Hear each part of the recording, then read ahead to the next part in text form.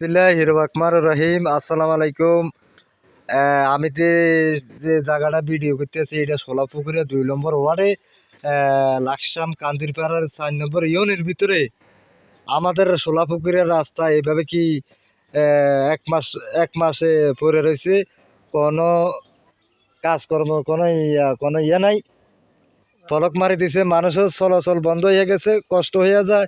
একজন রুগী মানুষ গাড়ি নিয়ে আসবে, এটা তো পাইতেছে না। আপনারা দেখতে আছেন আজ 1 মাসের মধ্যে মাটি হালাই থুবে রেখেছে, ফলক মারি দিছে, কোনো রাস্তা চলাচল নাই।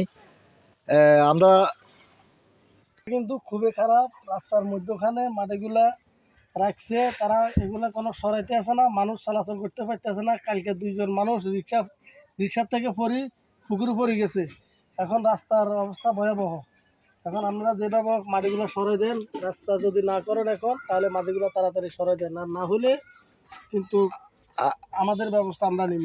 আজকে আপনার কাছে একটা প্রশ্ন করবো, আপনি এই রাস্তাটা আজ কদিন হয়ে গেছে, আমরা কি দাবি চান? রাস্তাটা কি চাওয়া? কিন্তু রাস্তার কাজ বন্ধ হয়ে গেছে।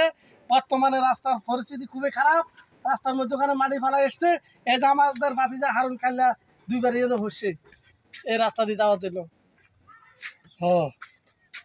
কিছু মানুষের দুর্ভোগ কয়টি আছে। এখন অতি দ্রুত রাস্তা কাজ করা জরুরি।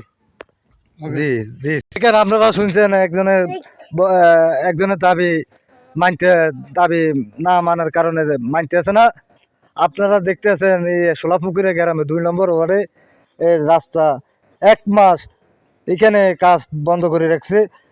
এখানে ফলক মারি দিছে, চলাচল করতে পারে না। একটু আমাদের যদি কোনো প্রতিবাদ যদি না হয়, আমরা সরাসরি আমাদের এমপি সাহেবের কাছে বিচার দিব। তার বিরুদ্ধে কঠিনভাবে জন আইন ব্যবস্থা করে আমরা আমাদের আবু কালাম ভাইয়ের কাছে আমরা বিচার দিই, আমরা বিএমপি সরকারের কাছে বিচার দিই। কেন তারা এইভাবে কাজ বন্ধ করে তারা কেন আসে নাই? আমরা কঠিন আইন ব্যবস্থা দেখতে চাই, আর আমরা এই রাস্তাটা সহযোগিতা দেখতে চাই। জরুরিভাবে এই কাজটাগুলো করে কেন 1 মাস বন্ধ করে রাখছে, আপনারা জরুরিভাবে আইনের ব্যবস্থা করবেন। মানুষের দাবি যদি কেউ যদি না মানে তারা এটা কেউ যদি দাবি যদি না মানে, তারা এই সোলাপুকুরে গ্রামে জনগণে এই দাবিগুলো মানতে চায় না। আপনারা অবশ্যই আমাদের ভিডিও শেয়ার করবেন। আমরা তাজা খবর আমরা ভালো করে ভিডিও করে দেখাতে পারি। আমরা সরকারের কাছে আহ্বান জানাবো, বিএমপি সরকার আহ্বান জানাবো, ধন্যবাদ জানাই। আমি আমাদের এমপি সাহেবের কাছে আমরা অভিযোগ জানাইছি, তারা কীভাবে কাজটা বন্ধ করে দিচ্ছে, কাজ আসে নাই, আমরা সরকারের জানাই। এই আমাদের বক্তব্য শেষ। জি জি স্যার, এটা লাকসাম থানার ভিতরে লাকসাম কান্দিরপাড়া 4 নম্বর ইউনিয়নের 2 নম্বর ওয়ার্ডে। জি স্যার, আমাদের শেষ কথা স্যার।